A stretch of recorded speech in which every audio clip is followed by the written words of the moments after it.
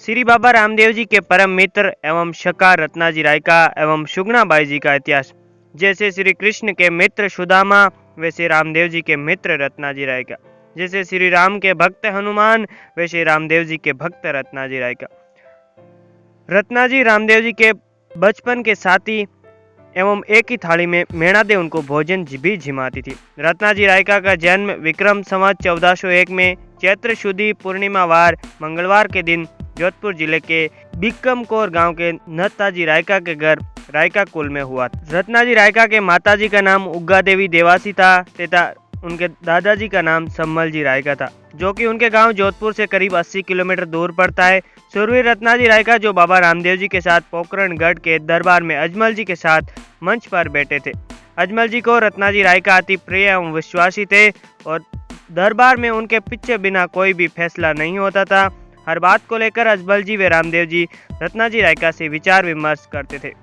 जब नेतलदेव के विवाह का संदेश लेकर पुरोहित जी रामदेवरा पधारे और अजमल जी को रानी नेतलदेव विवाह का संदेश व बाबा रामदेव जी से विवाह की बात रखी। अजमल जी ने रत्नाजी रायका से पूछा कि सच बात क्या है। तब रत्नाजी ने कहा, महाराज सुना है कि नेतलदेव रुक्मणी का अवतार है और आपके छोटे कंवर सा रामदेव जी का नाम जपती रहती है। पांवों से पुंगली है और आंखों से अंधी है। तभी रत्नाजी रायका से सच्चाई को जानकर अजमल जी ने दरबार में रामदेव जी को बुलाया और रामदेव जी को नेतलदेव के विवाह का संदेश सुनाया गया।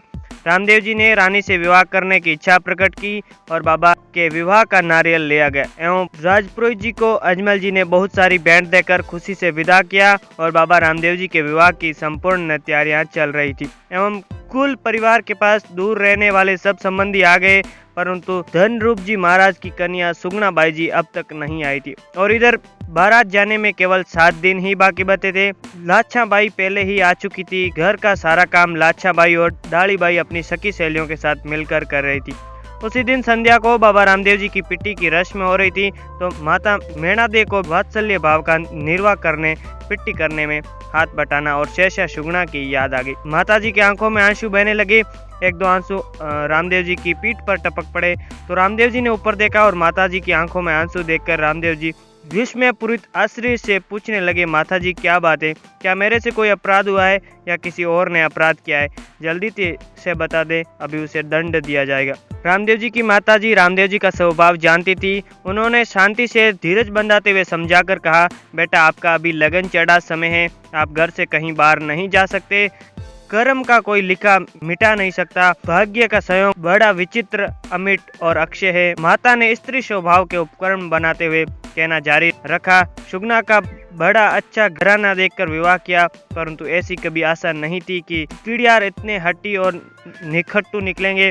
जब से सुगुणा को विवाह करके बोंगलगढ़ भेजी है, तब से उनका मुख तक नहीं देखा। आज उनकी याद करके छाती से प्रेम उमड़ आया है और प्रेमाश्रु से आंखों भर आई है। शायद लाला आपके विवाह की पत्रिका भी पहुंच है या नहीं, क्या पता।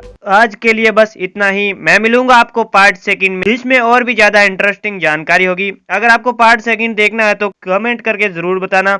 आज के इस वीडियो को लाइक करें, हमारे चैनल को सब्सक्राइब करके बेल आइकन जरूर दबा दें ताकि आपको आने वाले वीडियो की जानकारी मिलती रहेगी। धन्यवाद।